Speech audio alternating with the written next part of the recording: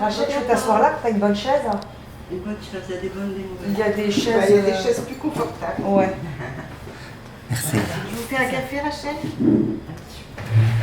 Non? Oui. Oui. Je ne devrais pas, quoi. Ah, je ne devrais pas, voilà. Que le cours soit Bezrat Hashem et l'Onishmat Shlomo ben Esther ou ben Julie.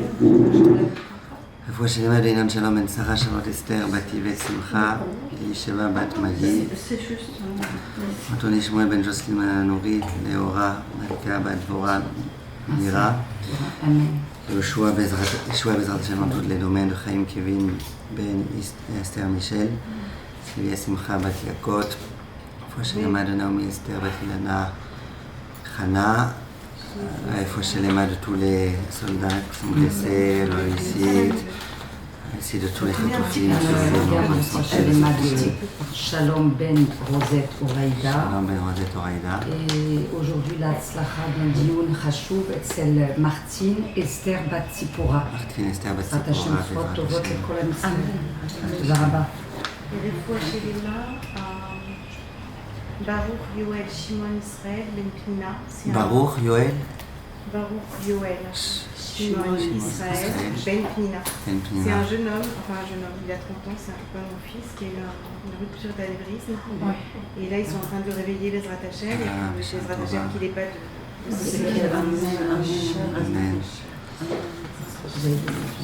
J'aimerais, Bezrat Hashem, en quelques minutes, terminer le dernier sujet qu'on avait abordé.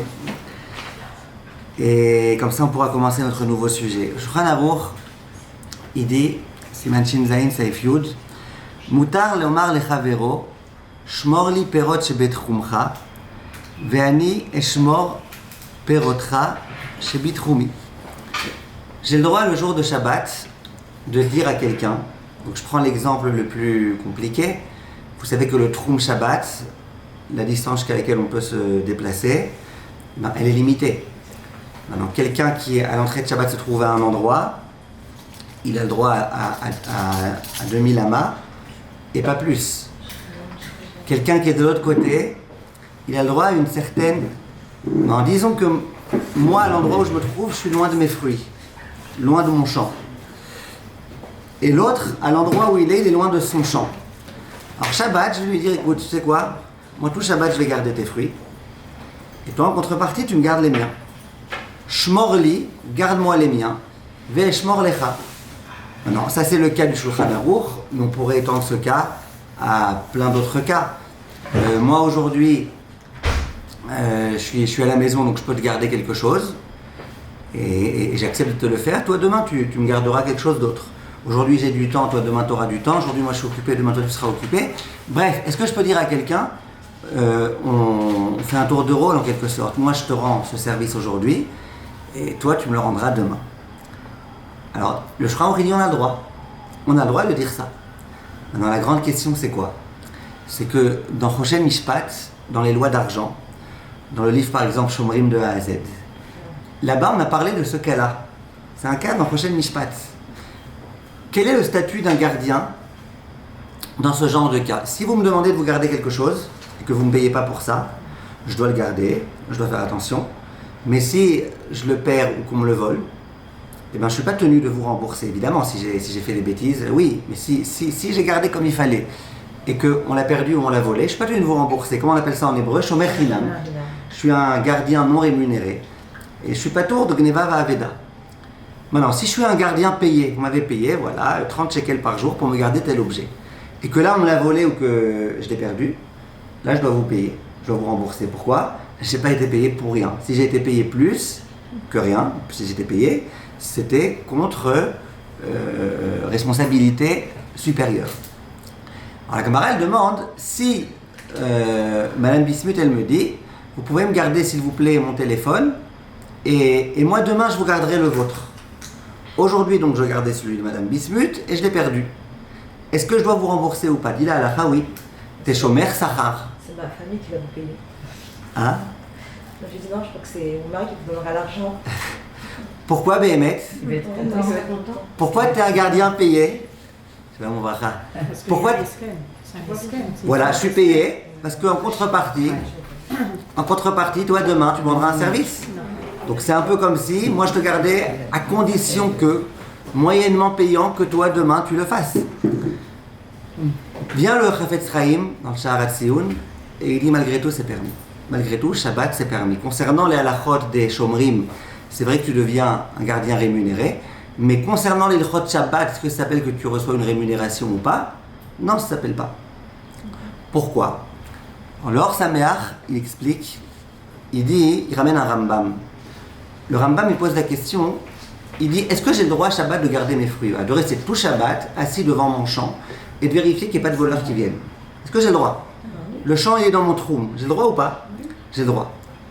Demande le Rambam, mais a priori, on a dit que Shabbat, Shabbat, tu ne dois pas faire des choses qui sont des choses de semaine. De garder tes fruits, c'est t'occuper de ton argent, t'occuper de tes affaires. De quel droit Shabbat tu as le droit? D'accord, tu fais aucune mélacha, tu restes tout Shabbat assis. Mais de quel droit tu peux pendant Shabbat faire des mélachot? Non, pas des mélachot. Faire des choses qui sont des choses de semaine. Vient le Rambam lui-même, l'un des Rishonim, et il explique. Et c'est très important ce yesod. Il dit Lo ne'esar ila le'aknot le'atzmo chafatzim she'enam atam metzuim ou le'istaker le'arviach. Ce que j'ai pas le droit à Shabbat, c'est gagner de l'argent. Ou c'est acquérir des choses qui jusque-là n'étaient pas à moi. D'accord? Il dit le Rambam, mais garder mon argent, ça rentre pas dans l'interdit de Shabbat. Et à la fin, il donne un exemple. Il dit c'est comme fermer sa porte à cause des voleurs. Est-ce que fermer sa porte à clé, c'est interdit? Non. Pourquoi c'est pas interdit? Parce que je viens pas maintenant gagner de l'argent, je viens juste protéger mon argent. Il dit, il en va de même de rester assis tout Shabbat devant le champ pour que les voleurs ne viennent pas. Eh bien, ça s'appelle pas faire des affaires pendant Shabbat. Et donc, le Or Sameach, il se sert de cette même idée. Et il dit que là, c'est un peu la même chose. Il dit, dans le cas où je viens et où je te demande de garder mes fruits, eh ben, je ne suis pas en train maintenant de faire de l'argent. Je suis en train de te demander de me garder mes fruits. Bon, c'est vrai qu'en général, on pourrait payer pour un tel service. Mais il n'empêche que maintenant, moi, finalement, je ne suis pas en train de me faire d'argent, je suis en train de te demander de me garder mes fruits. Et moi, en contrepartie, je garde les tiens. Donc, concernant l'Ilchot Shabbat, ça ne s'appelle pas que je gagne de l'argent, que je fais des affaires, que... Comme ça, le Rambam il dit. Maintenant, le Rav Auerbach, il veut dire, un peu dans le même ordre d'idée, que des choses qui se font gratuitement, souvent ça se fait gratuitement, bien que ça peut aussi se faire en étant payé, il n'y a pas de problème. Je te rends un service. Je te rends un service que, de toutes les façons, j'aurais très bien pu te le rendre gratuitement. Non, le fait est que toi, tu aurais aimé me payer. Mais moi, je te le rends gratuitement. Et tu me dis, tu sais quoi, comme toi, tu me l'as rendu gratuitement, moi, demain, je te le rendrai aussi gratuitement. Il dit le Rav Auerbach, dans ça, il n'y a pas de problème non plus. Ça s'appelle des choses qu'on a l'habitude de faire gratuitement. Et c'est pas un problème que, sous prétexte que moi, je te l'ai fait, toi, tu me le fais. Et donc, ça s'appelle un paiement. Le Rav Auerbach, il veut dire plus que ça. Il veut dire, est-ce qu'on peut être machlif une toranout? Par exemple, je sais pas, tous les jours de la semaine, c'est vous qui êtes responsable de prendre les enfants, les vôtres et ceux des voisins et ceux des voisines, et de les amener à l'école. Donc un jour c'est vous, le lendemain c'est l'autre, le surlendemain c'est l'autre. D'accord? Et le Shabbat, eh ben, quand il y a des enfants amenés peut-être pas à l'école, mais amenés au Beth Knesset ou quoi, c'est l'un d'entre eux. Maintenant, l'une des mamans, elle dit, tu sais quoi, moi en semaine je ne veux pas avoir le temps, je me propose moi de prendre cette charge-là du Shabbat, comme ça en semaine, lundi, j'aurais pas besoin, quelqu'un fera à ma place. Est-ce que c'est bon ou pas? Il dit, le Rav Auerbach, c'est Besséder. Pourquoi c'est Besséder? Parce que je viens pas gagner de l'argent, je viens juste obtenir un ptor de devoir faire ça pendant la semaine. C'est pas gagner de l'argent, faire des affaires. Quand c'est une infirmière, où le Shabbat on est payé plus que... Si on est payé plus, c'est autre chose. Mais si on est payé pareil... Non, on n'est pas payé. Généralement, ceux qui font les mishmarot de Shabbat, le vendredi soir, elles sont beaucoup plus... Ouais, c'est autre chose. Alors c'est pas possible. Alors là, il faudra faire une avla ou un truc comme ça. Une avla, ou dire que c'est Dvar Mitzvah. Un peu comme on avait expliqué une fois d'avant. Tu peux dire que c'est Dvar Mitzvah, mais tu n'auras pas de bracha dans ton argent. Donc autant faire une avla. Donc ça c'était le sujet, Baruch Hashem, de Klo, j'espère, de la Chot Sachar Beshabbat. Maintenant on se lance dans un nouveau sujet très très très très important, intéressant. Et je préviens d'emblée, on n'est pas dans un cours maintenant de Hashkafa, on n'est pas dans un cours de coaching, on n'est pas dans un cours de conseils pratiques pour éduquer les enfants. Ça, vous pourrez organiser si vous voulez des cours à ce sujet-là. Là, c'est pas mon sujet. Mon sujet aujourd'hui, c'est les halachot de chinour pendant Shabbat. Les halachot. La halacha, qu'est-ce que je dois empêcher mon fils de faire pendant Shabbat? Qu'est-ce que je dois essayer d'influencer mon fils qu'il fasse? Et vous allez voir que ça va inclure énormément de choses. Juste une petite question. Oui. Sur l'intitulé du cours, vous avez souvent employé le mot fils. Mais c'est pareil pour la fille? Ou ça a Alors pour la plupart des poskim, c'est pareil fils, c'est pareil fille. Maintenant, et on va voir est-ce que ça concerne aussi les autres personnes. Si moi je vois quelqu'un qui n'est pas mon fils, qui est en train de manger pas cachère, est-ce que je dois lui dire? Est-ce que je dois l'en empêcher? Qu'est-ce qui se passe exactement? Alors venez, Bezrat Hashem, on essaie aujourd'hui de bien poser au moins les bases importantes à connaître. Tout d'abord, une petite introduction.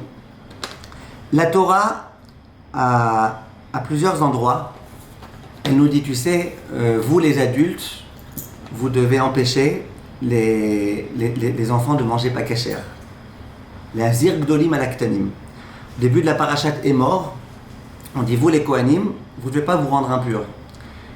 Et du fait qu'il y a écrit Emor ve'amarta, tu diras et tu diras, on déduit les Azir Gdolim Alaktanim, que les grands Kohanim, ils doivent faire attention aux petits Kohanim, qu'eux non plus, ils ne se rendent pas impurs.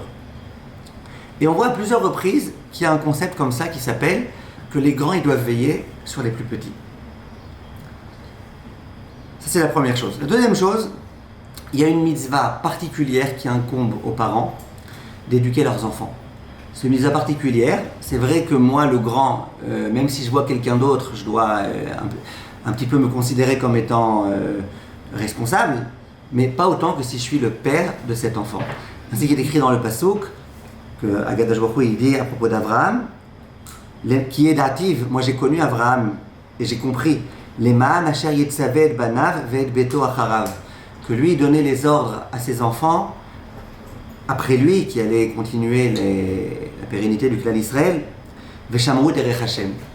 Et il a veillé à ce qu'il soit Shomrim derech Hashem. Donc c'est un passouk de la Torah. La Torah, il est écrit que les parents, ils sont responsables des prochaines générations et de perpétuer la Torah. Et donc, ils doivent s'occuper de ça. Le Shla HaKadosh, il écrit ou mitzvat chinur ikar gadol veyesod lekol haTorah kula. Donc c'est un grand principe et c'est l'un des grands fondements de toute la Torah. Le kiyum nitzriut klal Israël. Il dit la pérennité, l'éternité du klal Israël, elle dépend du chinur. Parce que si je garde ce que j'ai pour moi et que je ne le fais pas passer à mes enfants, à mes petits-enfants, à mes petits-enfants, et que tout le monde fait comme ça, au bout d'un moment, il ne risque plus d'avoir de Torah. Velo nishtabeach Avraham avinu benisyonotav shamad bahem ou beakedat beno. Il dit dans toutes les épreuves qu'il a eues Abraham, il était prêt à sacrifier son fils. C'est quand même quelque chose de très grand. De tout ça, Akadosh Baruch Hu, de quoi il fait mention? Qu'est-ce qu'il met en relief? Il dit Elabema shekiem chovazo sheneemar qui est dative, etc. Quand il parle de la grandeur d'Abraham, il ne dit pas il a eu les 10 épreuves. Il dit Abraham Avinu, il a été capable de faire passer le message après lui. Donc, le concept du chinour, c'est un concept qui est extrêmement important. Il va concerner beaucoup de choses. J'aimerais déjà vous donner un certain nombre d'introductions. Quand on parle de chinour, il va y avoir des âges. Quel âge a l'enfant? Mais il ne va pas y avoir que des âges. Il va y avoir des situations dans lesquelles on va parler de tel type de chinour ou de tel autre type de chinour, ou de telle chose qui s'appelle même pas chinour, mais qu'on va rentrer un petit peu dans ce chapitre. Au passage, on ne va pas parler que de l'Ilchot Shabbat là, mais ce chapitre, dans le Shulchan Aruch, il figure dans l'Ilchot Shabbat. À la fin des Ilchot Shabbat, c'est Manshin Mem Gimel, l'avant-dernier chapitre des Ilchot Shabbat, le Shulchan Aruch, il parle de ce sujet-là. Donc c'est un sujet qui ne concerne pas que l'Ilchot Shabbat, mais que je pense que ça vaut le coup de parler, surtout qu'à Shabbat, on est souvent amené à devoir dire à nos enfants ça oui, ça non, etc. etc. Alors venez, on essaye déjà de donner même pas encore des halachot, mais déjà des définitions, qu'on soit d'accord des termes dont on parle. Il y a un concept qui s'appelle les afrouché mi-isura. Donc les afriches, ça veut dire écarté, séparé, comme la frachat chala, séparé du iso. D'accord? Les afriches mi-isura. Ou en araméen, les afrouché mi isura. Je vois mon fils, alors que je suis Cohen, qui va rentrer dans un cimetière, je dois lui prendre la main et l'en empêcher. Je vois mon fils qui va allumer la lumière alors que c'est Shabbat, je dois l'en empêcher. Je vois mon fils qui va parler de la Shodara, je dois l'en empêcher. Tout ce qui est l'empêcher de quelque chose qu'il est en train de faire, ça on appelle Afrouché mi isura. Mon fils, quelqu'un d'autre, on va voir, on va rentrer après dans les détails de la halakha. Pour l'instant, je ne parle pas d'halakha. Pour l'instant, vraiment, on se met juste d'accord sur les termes. Donc, les afrish mi isura, ça veut dire écarter quelqu'un d'un interdit. Il y a un autre terme qui s'appelle sfiya beyadaim. Sfiya beyadaim, ça veut dire faire rentrer quelque chose d'interdit dans la bouche de quelqu'un de façon active. Ça veut dire, je prends une nourriture pas cachère, je dis à mon fils, qui n'est pas bar mitzvah, on parle de petit pour l'instant, je dis à mon fils, tu ouvres la bouche, allez papa il va te donner à manger, et je lui donne à manger. Ça s'appelle l'ispot beyadaim, lui rentrer, beyadaim c'est activement, avec mes mains. Donc le gaver, j'allais dire, je ne sais pas quel terme employer, de quelque chose d'interdit, de force. L'ispot quoi? L'ispot beyadaim. C'est avec Aleph, Sfia. Sfia, sa mère, P, Yud, Yud, He. L'ispot beyadaim, ça veut dire lui rentrer quelque chose d'interdit de force. Ça peut vouloir dire, je dis à mon fils, je t'oblige à allumer la lumière Shabbat. Ça peut être que je lui ai fait faire. Ça peut être que pendant Pessah, je lui donne du chametz à manger. Ça peut être, ça s'appelle Sfia beyadaim. Moi, quand je lui rentre dans la bouche, ça s'appelle Sfia beyadaim. Attention, si je vois un goy mettre dans la bouche d'un enfant du chametz pendant Pessah, est-ce que ça s'appelle que moi, juif, j'étais Sfia beyadaim? Non. Par contre, qu'est-ce que je devrais peut-être faire? Afrouché mi isura. Si moi, je dis au goy, s'il te plaît, tu bouges de là parce que c'est un juif, lui, il ne doit pas prendre du chametz, c'est pas que j'ai pas été Sfia beyadaim, c'est évidemment que je ne lui ai pas donné activement. Mais on n'aurait pas pu me reprocher de lui avoir donné activement. Même si j'avais rien dit, on ne m'aurait pas reproché de lui avoir donné activement. Par contre, qu'est-ce qu'on peut peut-être me reprocher, selon les halakhot qu'on va étudier? Pourquoi tu n'as pas été mafrish, mais isura? Et on va voir qu'il y a des âges différents. Les choses, elles sont complètement différentes. Les nuances, elles vont complètement changer. Les halakhot vont complètement changer. Et il y a une mitzvah qui s'appelle chinour. Chinour, c'est généralement dans les mitzvot assez. Je vois que mon fils, il ne vient pas faire la Kriyat Shema. Le Zman, il va passer. Je lui dis à mon fils, je te rappelle qu'il faut faire la Kriyat Shema. Après, ça dépend quel âge aussi, ça dépend de plein de choses. Mon fils, il veut manger en dehors de la souka, je dois lui dire. Ok? Donc, on a compris qu'il y a plusieurs termes et c'est très, très, très, très important de comprendre les différences. Je commence tout de suite avec déjà, on va rentrer un tout petit peu dans les détails, après on les verra au fur et à mesure les détails. Mais déjà quelques détails pour qu'on comprenne de quoi on parle. Sfia beyadaim, ça concerne tout le monde. Pas que mon fils ou ma fille. Moi, j'ai le droit de donner à manger du pas cachère à personne. Ni à mon fils, ni à ma fille, ni au voisin, ni à la voisine, ni à mon neveu, à personne. Sfia beyadaim, c'est complètement interdit. Alors que les afrouchés mi isura, on va voir dans un instant que pas forcément. Je ne suis pas obligé de me mêler forcément des autres, vous allez voir. Donc, Sfia beyadaim, ça inclut tout mon entourage, tous les juifs. Tout juif qui s'appelle juif, j'ai pas le droit de lui rentrer du pas cachère. J'ai pas le droit de prendre même si je suis Israël, j'ai pas le droit de prendre un Kohen de force et de le faire rentrer dans un cimetière. J'ai pas le droit. Sfia beyadaim, c'est assour. D'accord? Sfia beyadaim, c'est de force. Ouais, de force. C'est de force. C'est-à-dire. Non, même pas de force. Si un petit enfant, je ne prends pas à la bouche de force, je lui rends de la nourriture, mais je lui dis tiens, regarde, prends un éclair au chocolat pas cachère, et que je lui ouvre la bouche, que je lui donne. Hein? L'enfant, il ne sait pas, donc ça lui donne. Même s'il sait, même s'il sait, il a 11 ans, il sait que c'est pas cachère. Moi, j'ai pas le droit de lui donner de force, de lui donner à manger, de lui. Donc ça, c'est Sfia beyadaim. Et autre chose, autre grande différence entre Sfia beyadaim et Afrouché mi isura qu'il faut comprendre, c'est que Sfia beyadaim, il n'y a pas d'âge. Même un enfant de 3 mois, il comprend encore rien. Il ne sait pas c'est quoi permis, c'est quoi interdit. Il ne sait pas c'est quoi bon, c'est quoi mauvais. Il ne sait même pas c'est pourquoi papa il se met en colère là et pourquoi il ne se met pas en colère là. De lui donner quelque chose d'interdit, assour. Alors que l'écarter de quelque chose d'interdit, mon fils il vient, ou quelqu'un d'autre il vient allumer la lumière Et je vais lui dire non, ça dépend quel âge il a. Si c'est un gamin qui a 2 mois, je lui dirai pas non, ça sert strictement à rien. Tu parles à sa neshama peut-être, mais en tous les cas, ça sert strictement à rien. Par contre, de lui donner du pakacher, de prendre un bébé de 1 mois, un petit Cohen de 1 mois, il comprend rien, et de le faire rentrer dans un cimetière, c'est assourd. Par contre, s'il vient rentrer de lui-même, il est ochel, il rampe, et que moi, je veux l'arrêter, c'est autre chose. Donc on a compris qu'il y a une grande différence. Sfia be'adaim, c'est assourd quel que soit l'enfant, que ce soit mon fils ou pas mon fils, et quel que soit son âge. J'ai jamais le droit, à moins que ce soit pikuach nefesh. Si un enfant, il est en pikuach nefesh, on est obligé de lui donner de la nourriture pas cachère parce qu'il va mourir, on est obligé de lui donner du chametz à Pessah parce qu'il va mourir, ou parce qu'il va tomber malade et que ça peut l'entraîner, chas v'shalom, à des choses très mortelles. Alors là, évidemment, ce sera différent. Mais de donner à manger du pakacher ou du chametz à Pessah à un enfant sans raison, c'est assaut. Et évidemment, les questions qu'on va se poser, mais bon, aujourd'hui on n'y arrivera pas, mais on va se poser des questions. Alors, de quel droit tu donnes à manger à ton enfant à Kippour? Kippour, c'est assaut de manger. D'accord, la nourriture elle est cachère, mais c'est Kippour. Alors vous allez voir, on parlera de tout ça, Bezrat Hashem, vous allez voir, c'est des questions très importantes, il y a des détails très précis à comprendre, à connaître. C'est pas tout, on peut pas, on n'a pas le choix. Il va falloir bien comprendre qu'est-ce que oui, qu'est-ce que non, vous inquiétez pas, on continuera à nous autoriser à donner à Kippour à manger à nos enfants.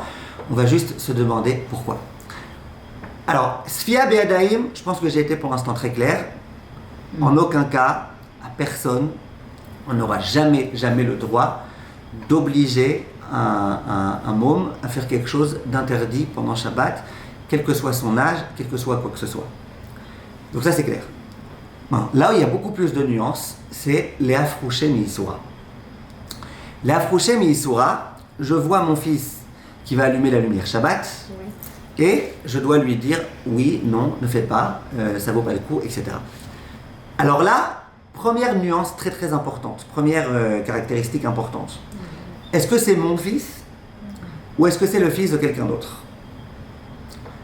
Si je vois quelqu'un dans la rue qui fait quelque chose d'interdit Shabbat, ou je vois dans d'autres domaines, Shabbat c'est un exemple, écoutez bien, la halakha est la suivante. Si c'est mon fils, et qu'il a un certain âge, mais ça va être la deuxième caractéristique, donc pour l'instant je parle de mon fils ou pas mon fils, l'âge on verra dans un instant. Si c'est mon fils, et que moi je suis le père, après on verra la mère, que je suis le père, j'ai le devoir à partir d'un certain âge de dire tu fais pas ça, c'est assourd, tu n'allumes pas la lumière Shabbat, tu joues pas à tel jeu Shabbat, c'est assourd, tu parles pas d'Hashanara. Tout ça j'ai le devoir. En tant que père, en tant que mitzvat chinour, j'ai le droit de l'écarter des averot. Si déjà dit le Chafetz Chaim, je dois l'habituer à accomplir des actes positifs, a fortiori, dit le Chafetz Chaim, que je dois l'écarter des actes négatifs. Donc si c'est mon fils ou ma fille, j'ai le devoir, à partir d'un certain âge, de l'écarter de choses interdites. Si c'est le fils de quelqu'un d'autre, c'est pas mon fils à moi, c'est pas ma fille à moi, c'est de quelqu'un d'autre. Là, d'après le Shulchan Aruch, j'ai pas de devoir de l'écarter. J'ai pas d'obligation. On pourra pas demain me dire, t'es un pécheur, pourquoi tu n'as pas interdit cette personne-là? C'est pas mon devoir. Mon devoir de chinour, c'est mes enfants à moi et pas les enfants de quelqu'un d'autre. Même si je suis monsieur Beddin, le terme qui est employé dans la Gemara, c'est Beddin Metzurin Lafricho. On étend ça à tout le monde. Même si je suis le grand rabbin du quartier et que je vois un enfant qui va allumer la lumière Shabbat, d'après le Shulchan Aruch, j'ai pas de devoir, je suis pas obligé de l'arrêter. Ça veut pas dire que c'est pas bien si je le fais, mais je suis pas obligé de l'arrêter. Si je suis son père, je suis obligé de lui dire de pas faire ça. Si je suis pas son père, j'ai pas le devoir. Le Rama, Rabbi Moshe Isserles, il ramène une opinion qui dit que si, même si je suis pas son père, je dois l'en empêcher. Et la conclusion du Chafetz Chaim, du Chaye Adam, de tous ces poskim ashkénazes, qui doivent aller comme le Rama, c'est de dire, dans le Deoraita, empêche-les. Dans le Derabanan, ne te mêle pas.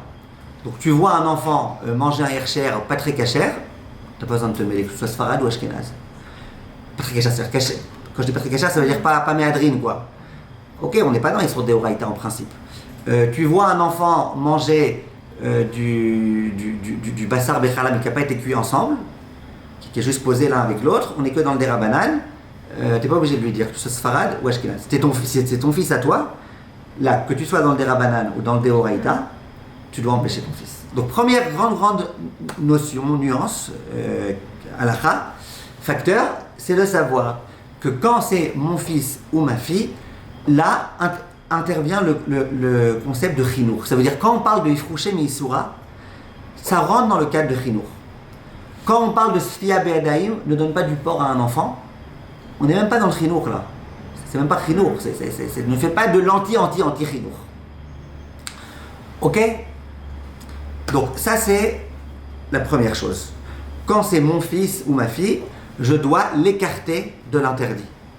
Alors que quand c'est le fils de quelqu'un d'autre, pour les Sfaradim, je ne suis pas obligé du tout. Même pour les Ashkenazim, si ce n'est pas des Horaïta, je ne suis pas obligé du tout. Maintenant, je continue avec une notion qui est super importante. Ah, de quel âge on parle là? De quel âge on parle exactement? Ça veut dire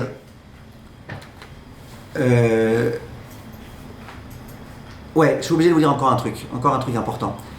Il y a une grande différence entre le as. Donc maintenant, je reste toujours dans le père ou la mère, d'accord? Dans la mitzvah de chinour. Pas de sfia be'adaim. D'accord? Moi, en tant que père, je dois éduquer mes enfants. Maintenant, il y a une très grande différence entre les mitzvot assez, la souka, le shofar, le lulav, les tfilin, et entre les mitzvot lota assez, n'allume pas la lumière Shabbat, ne fais pas. Très grande différence. La différence, c'est qu'à partir de quel âge je dois éduquer mon fils à agiter un lulav? À partir de quel âge je dois éduquer mon fils à mettre le tzitzit? Eh bien, chaque mitzvah, elle a son âge. Chaque mitzvah, elle a son âge. Par exemple, on ne va pas obliger son fils à mettre les tefilines dès qu'il est capable techniquement de faire des tours autour de son bras ou dès qu'il est capable techniquement de mettre un truc sur sa tête. Il va falloir quand même d'abord qu'il sache rester propre, qu'il ne fasse pas des vents quand il est avec ses tefilines. Il va falloir qu'il soit un peu conscient, c'est quoi les tefilines, qu'est-ce que ça veut dire. Écouter un enfant, faire venir un enfant écouter la Megillah. On n'est pas obligé dès qu'il a 1 an, bien que dès qu'il a 1 an, il peut entendre. Ouais, mais il ne comprend encore rien, ce qu'on est en train de raconter, ce qu'on est en train de lire, il va déranger. Donc chaque mitzvah, quand c'est les mitzvot positives, et on pourrait parler de chaque mitzvah l'une après l'autre, mais ça, on passerait des cours entiers, je ne pense pas que c'est ce que vous voulez maintenant. Chaque mitzvah, elle a à peu près son âge. À partir de quel âge? En général, ça tourne autour des 5, 6, 7 ans. Ils ont les habitudes depuis qu'ils font la halaké, qu'ils sont propres et tout. Mais la vraie mitzvah de commencer à éduquer, c'est quand ils ont déjà un minimum de conscience. Ça, c'est les commandements positifs. Donc en général, les commandements positifs, c'est pas à 2-3 ans. C'est plutôt à 6, 7 ans. Un enfant de 4 ans qui n'a pas écouté le shofar, il y a une shumbaya. Pourtant, si tu lui disais écoute, il écouterait. Mais il ne comprend pas encore c'est quoi. Laisse-le tranquille. Il veut écouter, c'est un kiff pour lui, très bien.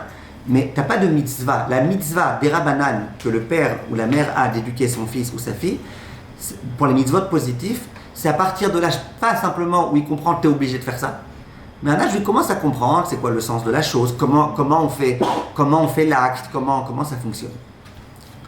Par contre, dans les mitzvot lotaaseh, dès qu'ils sont petits et qu'ils comprennent c'est quoi le non ou c'est quoi oui, là on doit les arrêter.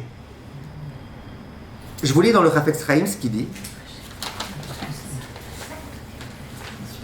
Vous suivez? Alors, écoutez, c'est très important. Le Mishnah Berurah, il dit comme ça. Ou Pachout, c'est évident. Deim, et ça a diffusé autour de vous parce que c'est une halakha. Deim shama livno ubito aktanim, shem medabrim lashon hara. Si j'entends, merci, donc Chafetz Chaim c'était rabbin du lashon hara. Maintenant là il est dans l'Ilchot Shabbat, il n'est pas dans lashon hara. Ilchot Shabbat. Il dit c'est évident que si j'entends mon fils ou ma fille parler de lashon hara, donc ils sont déjà assez grands pour savoir parler, pour savoir visiblement être un peu qu'est-ce que l'autre il fait qui n'est pas bien et tout. Mitzvah ligor baem ou les afrishan misé. Donc le père ou la mère, ils ont une mitzvah de protester et de les en empêcher. Vecheni machloket, vesheker ou klalot. De la même façon quand ils voient qu'ils font des disputes, des mensonges et des malédictions. Parfois ils sont très forts les enfants pour maudire l'un l'autre. Ou ba'avonoten ou arabim kaman irshalim beze. Et malheureusement il y a beaucoup de gens qui tombent dans ça. Shem manichim libnehem ledaber lashon hara ou lechilut ou le kalel. Ils permettent à leurs enfants de faire. Je ne parle pas de ceux qui s'éclatent de rire. Alors là, Hashem Yishmor, tu vois ton fils sort du lashon hara, tu t'éclates de rire, c'est le plus grand anti-chinour. Mais même de les laisser faire, c'est interdit. Et après il dit Venaasa Murgal Baiser. Après l'enfant il devient habitué à ça, Kolkar. Achafilu Kshenit Gadel Veshomea Sheesh Baiser Isur Gadol. Même quand il grandit et qu'il entend que c'est très interdit, Kachelo Lifrosh Mergelo, il a du mal à s'écarter. Shurgal Baiser Shanim Rabot. Vaya Davareslo Becheskat Eter. Parce qu'il s'est habitué. Après le Chafetz Chaim, il ouvre une parenthèse et il dit Veda, des shiur achinour bemitzvot assez, que le devoir de l'éducation dans les commandements positifs, bechol tinok lefi charifuto veidiato, ça dépend de chaque enfant, combien il comprend, combien il est intelligent, combien il est développé. Vechol davar lefi inyano, kegon ayodea minyan shabbat, chayav leargilo lishmoa kiddush ve'avdala, ayodea litatef be'alacha, chayav betzitzit, etc., etc.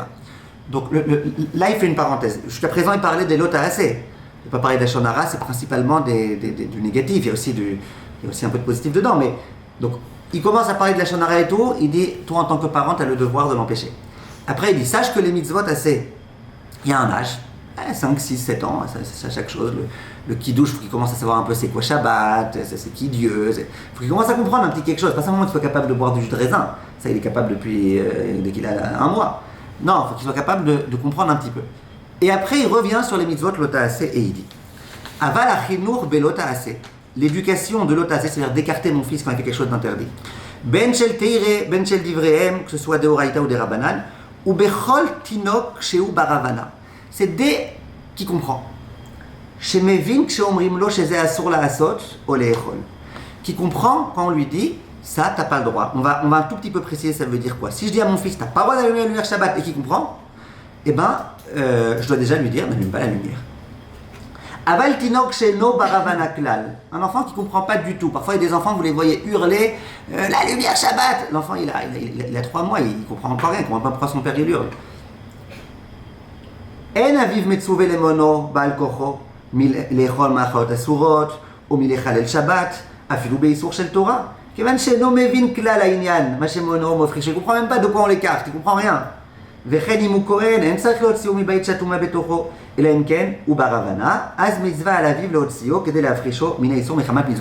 dit comme ça, écoutez bien. Il dit, moi en tant que père, Nachon, je dois écarter mon fils. Le fils de quelqu'un d'autre, surtout en tant que Sfarad, j'ai aucun devoir d'être ma frichoto. Je vois un goy qui donne du chametz à un enfant pendant Pessah, c'est pas mon fils à moi, j'ai pas de devoir d'être ma frichoto. Si je suis ashkénaze et que je vais être mahmir comme le Rama, c'est des oraïta, je dois être mafrish. Mais en tant que Sfarad, j'ai pas de devoir d'être mafrish auto. D'accord? En tant que père, si je vois un goy qui vient donner du chametz à mon fils, je suis obligé de lui dire tu lui donnes pas. Alors ça, c'est à partir d'un certain âge, c'est à partir de l'âge où l'enfant il peut comprendre c'est quoi du chametz, où l'enfant il peut comprendre ne mange pas de chametz. Quand il est à un âge où Bichlal il comprend pas ça, et que je vois quelqu'un lui donner du chametz, je le vois lui-même ouvrir un paquet de gâteaux pendant Pessah et manger, il a 1 an le gosse, il comprend pas. C'est choquant, hein, c'est un peu choquant. J'ai pas le devoir de l'en empêcher. Mais pire que ça, le Chafetz Chaim il dit pire.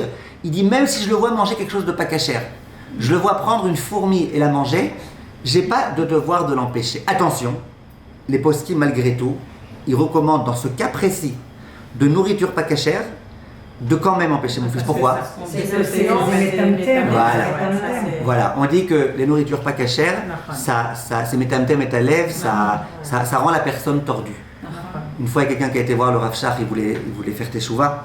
Il a dit au Rav, moi je peux pas tout prendre sur moi, vous savez, je suis un choser b'teshuva et tout, je sais pas. Je prends d'abord Shabbat, pureté familiale, limud Torah. Le Rav lui a dit, premièrement, tu prends sur toi kashrut. Pourquoi? Il lui a dit, parce que tant que tu continueras à manger du pas cachère, ton cœur il sera pas ouvert ni pour la Torah, ni pour la pureté familiale, ni pour Walou. Donc d'abord tu commences par kashrut. Je sais qu'il y a d'autres rabbinim qui auraient dit autrement, mais l'idée en tous les cas elle est là. Donc en tant que père, si je vois mon fils allumer la lumière Shabbat, il a 1 an mon fils, moi personnellement je lui dis rien. Je vois mon fils, il a pris un jouet qui fait un peu de musique, machin, bon, pas qu'il va faire du bruit dans tout le bédian, les gens ils vont croire qu'on est tous des Michael Shabbat, mais un enfant qui machin, pourquoi je vais lui dire non? Pourquoi? C'est à lui dire non pour l'embêter, il comprend pas de toute façon, il comprend même pas c'est quoi non. Donc il n'y a aucun devoir. Dans le cas précis, on aimerait lui donner du pakasher. Là, je dois dire, écoutez, pakasher, s'il vous plaît, vous n'avez pas quand même le rendre tordu, mon fils, j'ai pas envie. Vous comprenez? Ou si je le vois lui-même manger du pakasher, alors qu'il a 1 an, alors qu'il a 3 mois, je dois l'écarter. Mais pas en tant que mitzvah la friche minisura. Plutôt pour des inyanim un peu, j'allais dire, un peu kabbalistiques, bien que c'est pas que kabbalistique, c'est aussi réalité, qui s'appelle ne pas être metamtem et taleb. La grande question, c'est à partir de quel âge? Parce qu'il y a des gens qui s'embrouillent. Par exemple, un enfant de 1 an et demi, auquel je dis, maman, elle ne permet pas de monter sur le canapé. On est d'accord qu'à 1 an et demi, il peut comprendre? Oui, bien sûr. Il peut comprendre. Il peut aussi ne pas monter sur le canapé. Chaque fois qu'il est monté, il s'est pris une taha. Il a rapidement compris, bien qu'il est petit. Alors, il y en a qui comprennent, c'est pareil. Que quand est-ce qu'il est baravana, quand je lui dis Shabbat, pas la lumière, tac, une taha, que là il a compris, bon, Shabbat, on ne touche pas la lumière. Même en semaine, il commence à trembler, sauf il va avoir des tocs, là, des obsessions de toucher la lumière même en semaine. Est-ce que c'est ça qu'on appelle Baravana? On aurait pu dire que oui. Le Chafetz Chaim, il n'est pas très clair, j'allais dire. Le Chafetz Chaim, il dit pour les lotaaseh, Shemevin kshomrim lo sheze asur lasot o le'echol. Il comprend que ça, non. Mon fils, il veut manger, je sais pas, j'ai des animaux à la maison. Mon fils, il veut les manger. Je lui dis non. Ben, il va comprendre au bout de 2-3 fois qu'on ne mange pas. Même s'il a 1 an et demi. Donc, est-ce que c'est ça l'âge? Disent les poskim, non. Il faut qu'ils comprennent un petit peu que c'est pas simplement papa il n'est pas d'accord, maman elle n'est pas d'accord. Pourquoi il ne faut pas monter sur la sapa? Maman elle a dit non. Et j'ai déjà essayé et je me suis pris une taha. C'est pas ça. Il faut que l'enfant il comprenne. Je vous lis si vous voulez ce que le Rav Nissim Karelitz il écrit. Je trouve qu'il l'écrit bien. Le Rav Karelitz il dit Aval geder achinur belot haaseh ou begil sheu baravana shemevin kshomrim lo sheze asur. Qui comprend quand on lui dit que c'est asur. Ainu shemevin sheyehudi asur lo laasot davar ze. Il faut qu'ils comprennent qu'un juif, il ne fait pas ça. Velo mipnei she'en manichim lo achav lasot davar ze, ou mipnei she'aviv amar lo sheze asur, vekol sheken lo mipnei she'u mefached me'aviv, ou me'onesh. Il ne faut pas qu'il ait peur de se recevoir une tacha, qu'il ait peur d'être puni, qu'il ait peur que ses parents lui crient dessus, qu'il ait peur... C'est pas de ça. Il ne faut pas non plus qu'il pense que mon père il a dit non, alors non. Ça c'est vrai qu'à 1 an et demi il peut comprendre, mon père il m'a dit non, alors non. Non, il faut qu'il comprenne que c'est lié à Shabbat, nous les juifs. Et quand il va voir une voiture rouler Shabbat, et que tu vas lui dire lui c'est un non-juif, ou Chasvé Shalom, c'est quelqu'un qui est juif, mais qui est encore un peu loin, et il va comprendre. C'est pas moi, mon père, il m'a dit non, mais les autres, oui, comme dans beaucoup de choses. Moi, mon père, il ne permet pas que je mange des bonbons, mais parce qu'il est dentiste, mais les autres, je les vois, ils mangent. Oui? Non, c'est pas... Vous comprenez? Donc ça, c'est un guéder très précis. Le Chik Relev aussi. Le Chik Relev, il donne un tout petit peu une autre définition. Il dit « Aïnou sheodel afrin bentov lera » וכשגוער בו אביו פורש מן האיסור וגם אחר כך לא יעשה אפילו שלא בפניו שכבר ידע קצת מאיסור והיתר. Il dit quand tu dis à ton fils tu montes pas sur ce canapé, ok ben demain il va monter sur un autre canapé, tu lui as dit que celui-là. Maman elle veut pas, ok ben quand je suis chez tata elle est cool, je monte.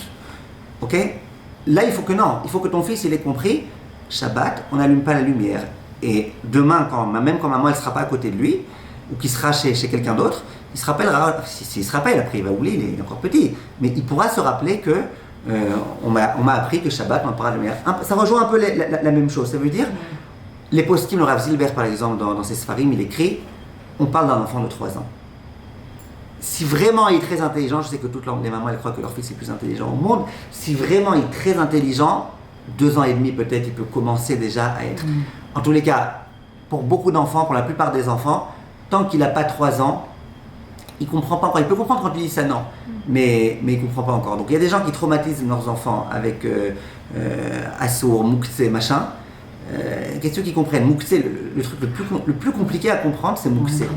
Même les adultes, ils ne comprennent pas. Pourquoi un caillou, c'est Moukse? C'est compliqué à expliquer. Et tu viens ton fils, et il touche le pauvre un morceau de bâton dans la rue, et tu lui dis c'est Moukse. C'est vrai que c'est Moukse un bâton. Maintenant, quand il commence à avoir 3 ans, il comprend que les juifs, Shabbat, ils ne touchent pas des bâtons. Il ne comprend pas pourquoi. Il ne pas comment ça lui expliquer, c'est pas un kéli, c'est pas un machin, c'est pas une nourriture. Mais il comprend que, ok, les bâtons, les cailloux, on ne touche pas ça à Shabbat. Donc il a 3 ans, il peut commencer à comprendre, c'est lié à Shabbat, c'est pas lié à ce que maman elle a peur que je me salisse. Ok. Mais quand il est plus petit que ça, même en tant que parent, il n'y a pas de devoir. A fortiori, qu'il n'y a pas de devoir pour... On est dans la halakha. Si maintenant vous trouvez des psychologues qui vous diront que pour le bien-être de l'enfant, c'est bien depuis qu'il a 1 an et demi de l'habituer à ce qu'on lui dira à l'âge de 4 ans, non, c'est déjà non, j'en sais rien, je rentre pas dans ça. Ça ne m'intéresse pas. Moi, je suis maintenant dans la halakha Et dans la halakha, on a compris. Maintenant, de lui dire, si vous voulez gentiment lui prendre la main et l'amener vers un autre jouet, en baya, pas de problème. Mais t'as pas de devoir d'être ma frichoto. Il exprime très bien le Chafetz Chaim. Pourquoi tu les gardes d'un truc qu'il ne comprend même pas? Vous avez compris? Un enfant, il n'a pas écouté le kiddush, il n'a pas écouté la Havdalah, mais il a 1 an. Laisse-le tranquille, laisse-le dormir pendant la Havdalah. Il n'a pas besoin d'écouter la Havdalah. Il ne comprend pas c'est quoi la Havdalah. Par contre, de lui rentrer du pakasher dans la bouche, ça, même s'il a 1 mois, de l'amener. Donc vous voyez un petit Cohen de 1 an, et il est avec sa maman au Bet HaKvarot. Sa maman, elle a fait un issour, elle n'aurait pas dû l'amener au Bet HaKvarot. Parce que la maman, elle a le droit d'aller, bien qu'elle est Cohenette, mais le fils, il est quoi? Donc pas avec sa maman, il est avec sa tata là-bas. Sa tata non plus, elle n'aurait pas dû l'amener. Donc toi, est-ce que tu as le devoir de vite le sortir?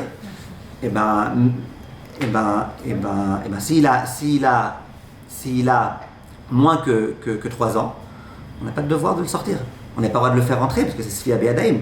Mais moi, en tant que personne extérieure, j'ai pas de devoir de faire en sorte de le sortir. Vous avez compris? Voilà, on a déjà dit pas mal de choses, mais voilà, je vous laisse digérer tout ça. Juste, concernant le Lachon Hara, bon, je vous dirai la semaine prochaine, parce que j'ai peur qu'on fasse des bêtises. Vous devez finir là, madame, n'est-ce pas? Non, c'est vrai, parce que j'attends juste mes enfants qui s'habillent, mais c'est bon. Non, c'est bon, allez, continue. Bon, alors, un petit mot en 3 minutes. Ce propos du Chafetz Chaim, il y a des gens qui le comprennent très très mal. Quand le Chafetz Chaim il dit que l'éducation au Lachon Hara, au mensonge, aux disputes, ça commence depuis quel âge? 3 ans. 3 ans. À peu près, 2 ans et demi, c'est très intelligent, 3 ans. Ça commence à 3 ans. Il faut comprendre une chose. Quand mon fils il vient me voir et il me dit, papa, à l'école, il m'a frappé, ne le faites pas taire et ne lui dites pas, c'est du Lachon Hara. Maintenant, d'autre part, ne lui dites pas, ouais, vas-y, raconte-moi aussi, qui est-ce qui désobéit au Rav, vas-y, raconte-moi, allez, on va se faire une petite. Non. Alors, qu'est-ce qu'il faut faire? D'abord, il faut comprendre la façon dont la personne elle vient nous parler, dont l'enfant il vient nous parler. Est-ce qu'il vient exprimer quelque chose qui lui fait mal? Ou est-ce qu'il vient juste, ah papa, tu sais pas aujourd'hui ce que un tel, ah papa, je vais te raconter. Non, là, tu vois qu'il est en train de faire du Lachon Hara.